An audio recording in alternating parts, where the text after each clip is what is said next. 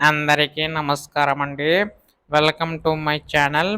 ఆంధ్రప్రదేశ్ రాష్ట్ర వ్యాప్తంగా ఉన్న అన్నదాత సుఖీభ పథకం సంబంధించి రైతన్నలందరూ కూడా ఎదురు చూస్తున్నారు కదండి.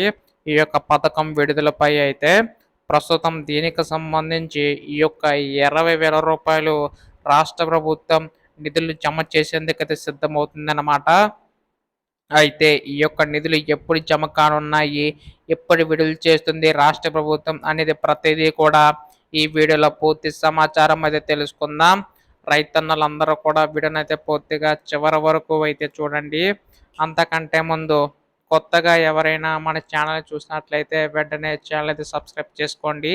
దీని ద్వారా నేను పెట్టే ప్రతి చిన్న లేటెస్ట్ అప్డేట్ కూడా మీరు ఎప్పటికప్పుడు మిస్ కాకుండా తెలుసుకోగలుగుతారు. ఇంకా ఆలస్యం చేయకుండా వీడియోలోకైతే వెళ్ళిపోదాం.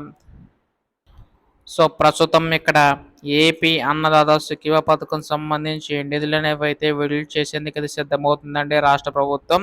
అయితే కొన్ని నిధులు విడుదల సంబంధించి గాను మనకి రాష్ట్ర ప్రభుత్వం ప్రతి ఏటా కూడా 20,000 రూపాయలు జమ చేస్తామని చెప్పి హామీ అయితే ఇవ్వడం అయితే జరిగింది కదా. అందులో భాగంగానే 14,000 ఏమో రాష్ట్ర ప్రభుత్వం తరపున, 6,000 రూపాయలేమో కేంద్ర ప్రభుత్వం తరపున అయితే వీళ్ళు కానున్నాయండి.